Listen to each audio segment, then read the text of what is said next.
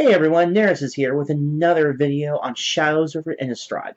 In this video, I'm going to talk about the applications of the set in terms of constructed play, as well as commander application as well, and plus I'm also going to review a few more of the cards which I like for more aesthetic or practical value. Then I'm going to wrap up with a quick story overview. If you haven't seen my first video on Shadows over Innistrad so far, you can find the link below. And if you like this video, please remember to like, comment, and subscribe. So, make it very simple. Let's get to it. Let's get moving. Shadows over Innistrad officially releases on April 8th, 2016. What are my impressions of the set? Well, I like the set thematically, but I think that some of the things in the set are going to make some impacts in Constructed, but just like Battle for Zendikar didn't synergize well with Khans, I just don't think that Shadows over Innistrad is going to synergize very well with Battle for Zendikar, with one exception. The color black has amazing synergies with Battle for Zendikar and Shadows over Innistrad, particularly vampires.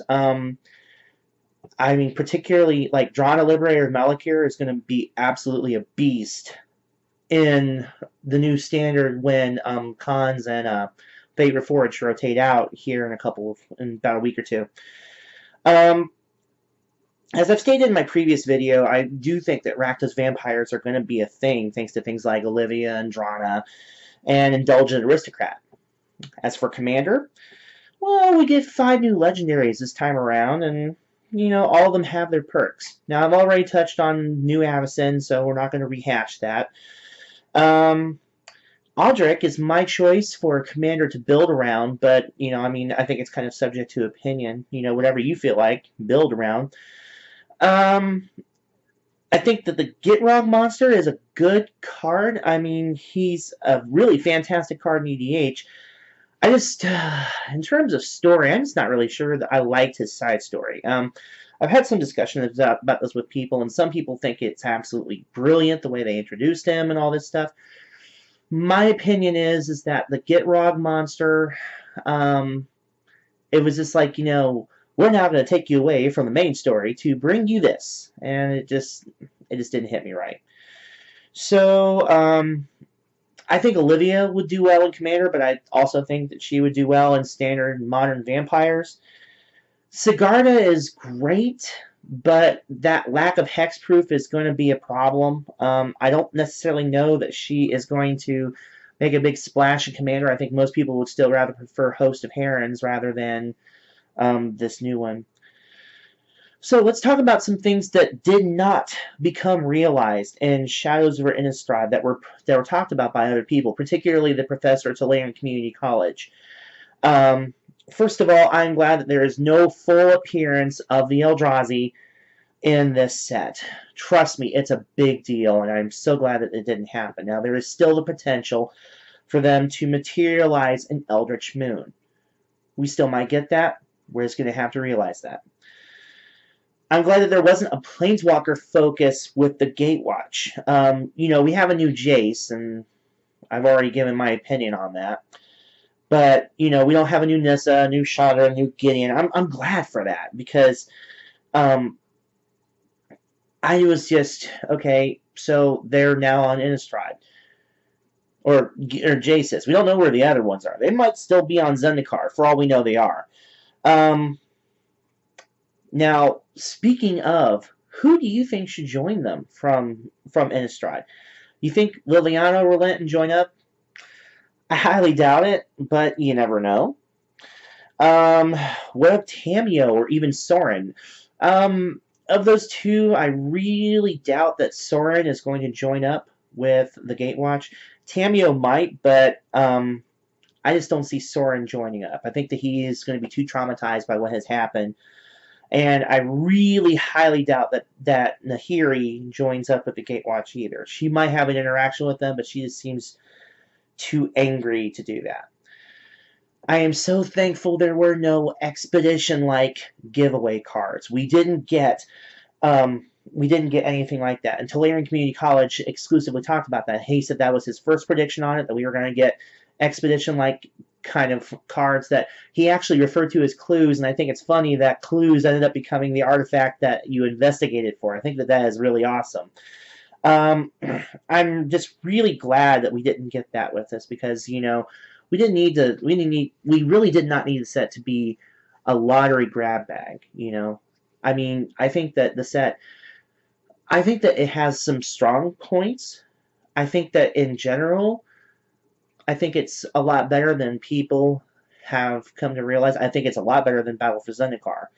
But I just think that not having those expeditions is absolutely good. Is it going to drive some people away? Probably. But at the same time, maybe because of the mechanics, maybe they'll be able to come back with Shadows over Innistrad. Who knows? The mysteries of Shadows for Innistrad were kept mostly secret, left a lot of unexplained. You know, we don't know why all these things are happening. We don't know why Avacyn's been corrupted. We don't know why the angels have turned on the humans. You know, we don't know where some of these things are. You know, I mean, there's a lot of things that were left open, and there's a lot of things left in secret. You know, I mean, I'm also glad that there were some things that are going to be resolved, because I mean, we're going to hear about what happened between Soren and Avacyn. We're going to know, you know, is Tamio alive or dead? We're going to know all this stuff. But I'm glad that they've left some of the mysteries for Eldritch Moon. And then I'm glad that there weren't the gigantic revelations of the other two sisters and the unveiling of the fourth in this set. You know, I mean, we didn't get a lot of the legendaries we were expecting. We didn't get Thalia, we didn't get Gisela, we didn't get Bruna. You know, I mean, we don't know who's coming. You know, it'd probably end up being an Eldritch Moon, but you never know what we're going to get. So let's talk about what we should have happen in Eldritch Moon. Let's talk about that. First of all, there's going to be a new Liliana Planeswalker. I know what everyone wants. Everyone wants Liliana the Veil to get reprinted. Well, get over it. It ain't going to happen. And I would expect Liliana's part in the story to expand in Eldritch Moon. However, I would like to explain why she's on Innistrad in the first place, because the whole reason she was on Innistrad in the original storyline was because she was searching for Griselbrand. She couldn't find him, and she raised Mikaeus, and Mikaeus told her, well, he's trapped in the Hell Vault with Avacyn, and so that's why she went to the Hell Vault. That's why she broke the Hell Vault and released Avacyn and Griselbrand, and then she subsequently murdered Griselbrand. So why is she still in Innistrad? Is there a demon there that she hasn't dealt with yet? It doesn't seem right, but who knows? Number two, what caused the corruption? It's pretty much assumed that Emrakul's behind the corruptions, but we want to know if that's the case. I mean, how these corruptions manifested themselves, you know? Is it the pink tentacle-like matter that we've seen in some of the cards in Shadows over Innistrad? A lot of people think it's Eldrazi. I have no idea. There is one card that I honestly thought was Eldrazi corrupting people, and it said it turns them into an insect, which I saw that and I was like, whoa. So it kind of makes me wonder. So another thing that needs to happen is we need some other legendary returns, and can we please get a legendary werewolf? I mean, come on. We had some intriguing new legendaries pop up, giving some new commander options, including new Audric leading the charge here. Essentially, if you haven't seen it, and you'll see it here later on in the video, Audric is kind of interesting that he basically is a more powerful concerted effort, at least in my opinion. You know, everyone wanted a legendary werewolf for commander. It was one of the things I heard most requested. If we don't get it here in Shadows over Innistrad, well, at this point we're not going to. We need to get it in Eldritch Moon, and I hope that Wizards supplies us with this. We did get a werewolf planeswalker in Arlen Cord, and she is awesome, but we still need more. Is Shadows over Innistrad a red herring? Remember, Shadows was originally developed as the third set in the Battle for Zendikar block, but some of the things that I've seen in this set has led me to believe that this set may have been developed as a red herring. to kind of throw people off. So it makes me wonder if Eldritch Moon was the actual third developed set, and that allowed for Shadows over Innistrad to be developed to kind of throw people off the trail, because everyone came into it expecting we were going to see Emrakul, we were going to see Eldrazi. And we really didn't see that. We saw some things, but there are a lot more mysteries in the set. And that's actually part of the appeal of it, that there's a lot of mysteries in the set. That's awesome. So, what else do we need to see? Well, that being said, I'm going to talk a little bit more about the more recently spoiled set, and you can visit Blizzard's website for more information about the set. But first, I'd like to give an honorable mention. While not as powerful as Full Moon's Rise, this enchantment will make eyebrows raise when you swing in for so much more. I think modern werewolves are going to be happy. So, with that honorable mention out of the way, let's get on with number 1. Thing in the Ice, Awoken Horror. This is absolutely going to be a thing in Is It Control decks. This card is great. But does anyone else think Wizards did this so that people can actually say, "Release the Kraken"? That's my viewpoint on it. Number 2, Startled Awake, Persistent Nightmare. It's not so broken that it can't be stopped by a counterspell or spot removal, but the artwork alone just screams for collection more than anything else. Number 3, Heir of Falconwrath and Heir to the Night. Once again, we're talking about Rakdos vampires and their synergies with Madness. This card enables Madness and can come in as a 3/2 flyer. It's nowhere near as good as Delver of Secrets, but it's pretty good for a 2-drop. Breakneck Rider and Neckbreaker. While a lot more people are talking about the Village Messenger, and it's pretty clear as to why, personally I think Breakneck is going to be more of a thing thanks to having a better access than cards such as like Instigator Gang and also better converted mana cost. Combine it with the next card and just watch your opponents cry. Gyre Reach Bandit, Vilden Pack Alpha. So if you use this with Emberwolf and Modern, it makes for some very powerful and potent werewolf decks. At the moment, it seems to be fetching a very reasonable pre-price tag of $2.50, so it remains to see if the standard environment will be capable of properly supporting it with the next set. Number 6, Hermit of the Natternolls and Lone Wolf of the Natternolls. Well, this card practically guarantees targeted removal. Nobody is going to want to give you card advantage to prevent this thing from transforming. Really, it's a good card. It should make werewolf decks pretty happy. So, if you notice so far, every card has been a Transformer. Well, okay. Here's some non-Transformers that have caught fire, well, at least in my opinion. Always Watching. While it won't help token strategies, looking at you here, Gideon Ally of Zendikar, it is a glorious anthem for non-token creatures, which is always good. Kind of a reverse of the intangible virtue that we got back in original Innistrad, so... honestly, I think if you're really strapped for both, run both Intangible Virtue and Always Watching, but this is probably going to seem more standard play than anything else. Number 8, Odric, Lunarch Marshal. So as I've already said, I intend to build around him. Some of you might wonder why Odric belongs here. Well, Odric first appeared with his Abyssinian crested sword back in M13, foreshadowing his appearance here. As I said, he's a more comprehensive concerted effort, and his place is obviously in Commander. However, he might have a place with a human tribal deck theme too. Our number 9 is Rise from the Tides.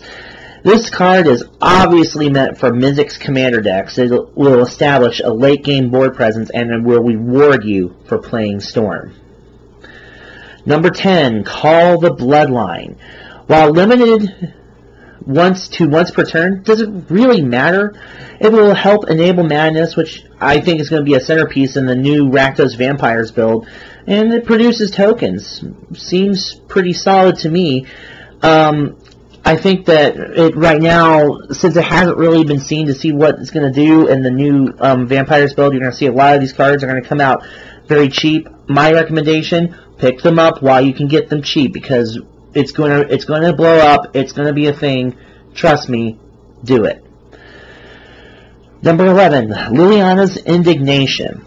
This is included in this list solely for the storyline, which guarantees Liliana's bigger role in Eldritch Moon, showing her getting pissed off at Jace and a decent Delve card for Modern deck, seeing as Delve is about to become DOA in Standard. Number 12, Cryptolith Rite. So, let me get this straight. Everybody is a mana dork now? Who made this card? Oprah? It seems pretty good. It commands a $4 pre-price tag, and I wouldn't be surprised if this was splashed into a lot of decks, and along with it, probably Collected Company is probably going to get splashed into them along for the ride too. And finally, at number 13, Triskaidekaphobia. Well, it's an irrational fear, but it remains nonetheless. This card is awesome. And I'll just let you all figure that last statement out.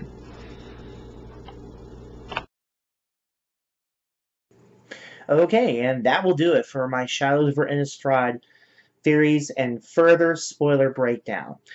What did you think of this video? This is kind of a different style for me, and I thought that this was kind of an interesting way to blend both styles. Plus, you've probably noticed that, you know, it's a little more wide in here. I had some blessings come my way, and I'm going to talk about that here in a second. But what did you think of this video? Did you like it? Did you not like it? That's okay. Let's talk about it. Please don't be shy. I really want to talk to all of you. I want to know what you think. I'd like to thank my family who made some wonderful contributions to my production recently, and you can see it. I hope you can see it here.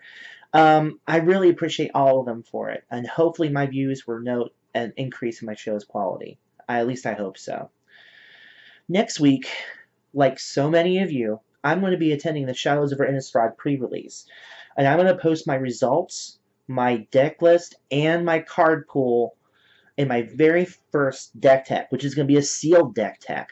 I'm going to let you see what I saw and how I designed my deck and what I was trying to get out of it and how it performed and what I went up against. You know, I'm probably not going to do all that well, but I think that it's worth a look at. I'm going to be attending a Friday night midnight pre-release. I work third shift, so it actually kind of works out pretty well with that. I mean, I can stay up all night. It's not a problem.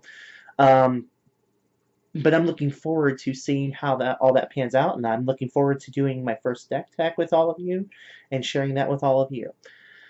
Now, as I say all the time, you can buy your boosters at Target and Walmart. Everyone can buy their boosters at Target and Walmart.